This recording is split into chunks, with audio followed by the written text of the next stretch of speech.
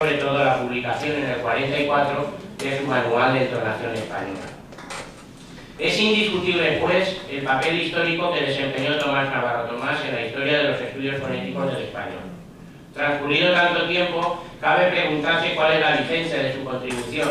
En 2005, concretamente, el prestigioso fonetista Joaquín Giserri, de la Universitat Autónoma de Barcelona, realiza un balance de los estudios sobre fonética del español y llega a afirmar que, en cuanto a descripción fonética, las obras más exhaustivas siguen siendo las de Navarro Tomás 1918 para los elementos segmentales, el Manual de Pronunciación, y Navarro Tomás 1944, Manual de Entonación para los elementos suprasegmentales. Vamos a hablar un poco ahora sobre ese Manual de Entonación durante unos breves minutos. Y digamos, en unas pocas líneas, si es posible, glosemos sus virtudes, glosemos su importancia y la relevancia que tiene este trabajo en la historia de la prosodia del español. La primera de esas virtudes, quizá la fundamental, es la capacidad de esta obra para desarrollar por vez primera, de manera pormenorizada por lo que respecta al español, un estudio descriptivo completo de la entonación. Navarro Tomás, además, tiene el mérito añadido de haber publicado una obra como esta desde el exilio, basándose en su gran conocimiento de la entonación peninsular, sin poder acceder, por razones obvias, al habla directa y manejando los valiosos materiales del archivo de la palabra a través de los discos autógrafos. Supo Navarro Tomás deslindar perfectamente los ámbitos de estudio asociados a la entonación y distinguió así entre una entonación lógica, una entonación emocional afectiva, una entonación volitiva, una entonación idiomática, compartimentos flexibles que, aunque desde una perspectiva actual pudiéramos considerar matizables, no han dejado de servir a la base de la investigación entonativa a lo largo de décadas. No menos trascendente desde el punto de vista científico es la fijación, gracias a este manual, de una metodología de base para el estudio de la entonación, en cierto modo relacionada con el sistema de configuraciones de tradición anglosajona, pero plenamente original, es decir, creada por el propio autor, en cuanto a su énfasis explicativo a partir del concepto de tonema que acuñó precisamente el propio autor y que hemos venido utilizando decenios tras decenios. Es, con muchos años de antelación, el primer entonólogo del español que se interesa en diferenciar los hábitos expresivos en el diálogo. Por ejemplo, en la página 46 de ese Manual de Entonación Española, la edición del año 44, cito textualmente, dice Navarro Tomás: en el diálogo, la división de unidades melódicas es más irregular que en la narración seguida. Además de esto, Navarro Tomás aprecia para cada una de las posibilidades entonativas un conjunto amplio de realizaciones diversas o variantes, según las distintas combinatorias de finales melódicos, y reconociendo en determinados rasgos prosódicos el perfil más frecuente y castizo, si se me permite la expresión, de la entonación española. Así, en la página 80 de este manual, dice el autor textualmente: el descenso amplio y resuelto del acento final de frase en la inflexión de cadencia es, sin duda, uno de los factores que contribuyen a dar a la entonación española el aire peculiar de firmeza y decisión notado en sus impresiones por varios escritores extranjeros. Pero a su quehacer descriptivo riguroso se suma una inteligente capacidad premonitoria, anticipadora de enfoques que muy posteriormente adquieren notoriedad, como es el caso del estudio pragmático de la entonación. Efectivamente, Navarro Tomás avanza en muchas de sus afirmaciones conceptos como los de presuposición o implicatura, tan explotados hoy por los especialistas.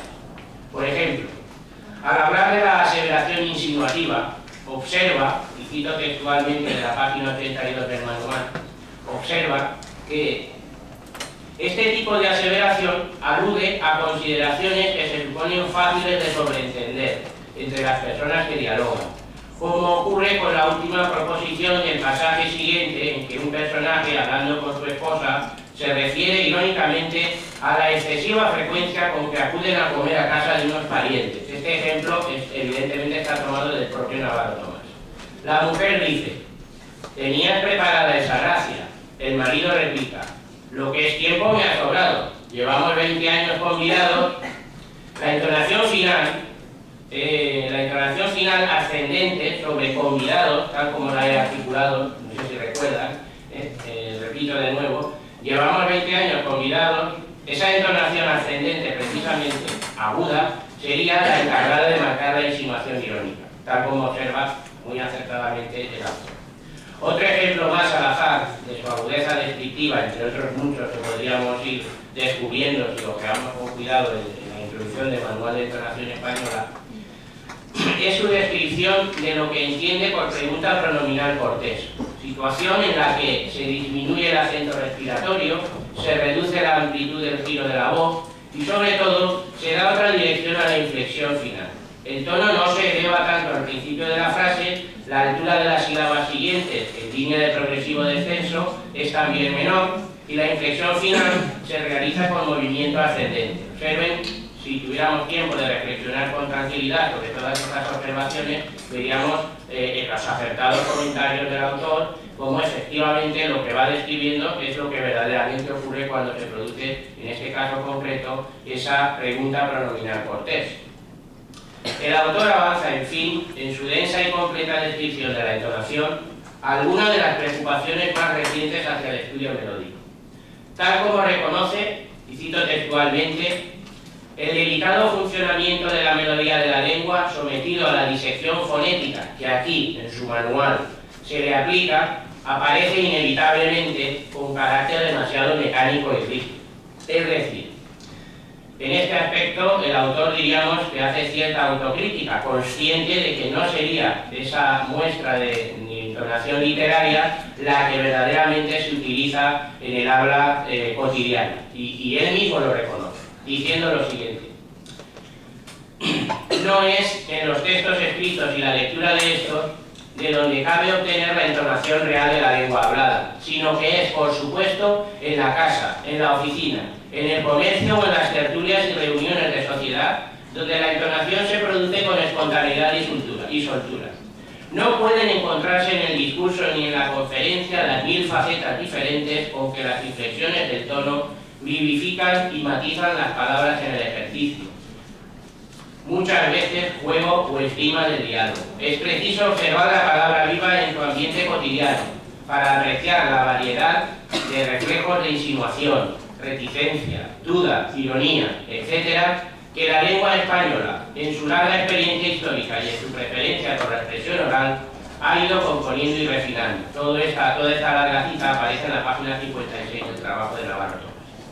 A esto precisamente nos venimos dedicando desde hace unos pocos años algunos de nosotros.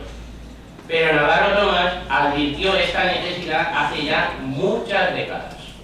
En suma, puede afirmarse que cada una de las páginas de este manual de entonación española constituye un cúmulo de sorpresas agradables para el especialista, una fuente de conocimiento seguro para el que empieza y, cuando menos, una lectura erudita e interesante para el curioso. Y esto, tratando sobre un tema tan complejo, puedo asegurárselo a ustedes como la entonación.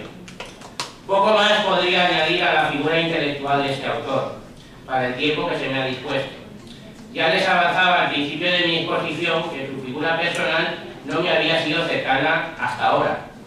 Pero no quisiera terminar sin hacer una última reflexión sobre este autor y sobre su condición de genio en el exilio. Demasiado joven para recibir los merecidos reconocimientos durante su etapa de efervescencia científica en España, donde vive hasta el final de la Guerra Civil, demasiado lejano y digno en el exilio como para aceptar reconocimientos tardíos, silenciado como fue en ciertos casos por las fuerzas intelectuales de la época, su figura intelectual supo, a pesar de todo, brillar con luz propia, superando los obstáculos y los silencios en la distancia, con la atronadora sonoridad de su altura científica. Solo así podemos entender la pervivencia de su obra y precisamente por ello, quienes nos sintamos de algún modo herederos de su legado científico, tenemos la obligación de leerlo, releerlo y dignificar su figura en cuantas ocasiones se nos ofrezcan. Gracias.